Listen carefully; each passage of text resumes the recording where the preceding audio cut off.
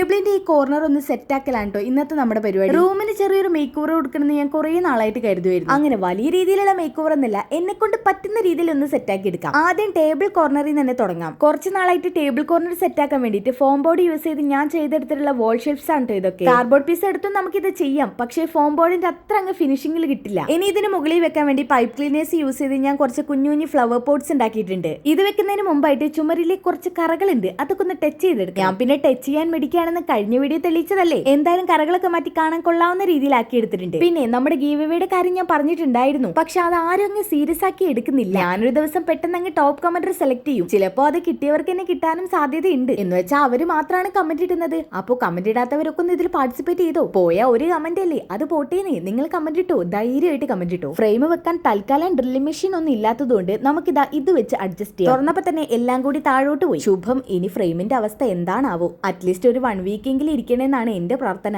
ഇത് വെക്കാൻ ഒരു ഡ്രില്ലിംഗ് മെഷീൻ വേണം. അതിനൊരാളെ തപ്പി നടക്കാൻ തുടങ്ങിയിട്ട് കുറെ കാലമായി. ഇനി ഓൺലൈനിൽ ഒരെണ്ണം വാങ്ങിയാലോ എന്ന് ആലോചിക്കാം. വാങ്ങിയാൽ പിന്നെ എല്ലാത്തിന്റെയും മേസ്തിരി ഞാൻ തന്നെ ആയിക്കോളൂ. ലാസ്റ്റ് ആയിട്ട് പോസ്റ്റേഴ്സ് കൊണ്ട് അലങ്കാരം നടത്തുക, പിന്നെ നമ്മുടെ ബെഡ്ഷീറ്റ് ഒന്ന് മാറ്റിയിടണല്ലോ. അതിനുവേണ്ടി ആദ്യം വിരിച്ച ബെഡ്ഷീറ്റ് ഒന്ന് ഞാൻ മാറ്റി വിരിക്കുന്നുണ്ട്. എന്നിട്ട് പുതിയ ലുക്കിന് പുതിയ ബെഡ്ഷീറ്റ് വിരിച്ചു കൊടുക്കുന്നുണ്ട്. ഈ ബെഡ്ഷീറ്റിനെ കുറിച്ച് പറയുകയാണെന്നുണ്ടെങ്കിൽ അടിപൊളി ബെഡ്ഷീറ്റ് ആണ് കേട്ടോ. ഡീറ്റെയിലിംഗ് വീഡിയോ വരുന്നുണ്ട്. അപ്പോൾ ഇങ്ങനെ ഇരുന്ന റൂം ഇതാ ഇങ്ങനെ ആക്കിയില്ലേ. ഞാൻ നേരത്തെ പറഞ്ഞു വലിയ രീതിയിലുള്ള മാറ്റമൊന്നും വരുത്തിയിട്ടില്ല, എന്നാലും എന്നെ കൊണ്ട് പറ്റാവുന്ന രീതിയിൽ സെറ്റാക്കി എടുത്തിട്ടുണ്ട്. കഴിഞ്ഞില്ല കേട്ടോ, ഇനിയും പാർട്ട് 3 വരുന്നുണ്ട്. കുറച്ചുകൂടി ഒന്ന് സെറ്റാക്കണം.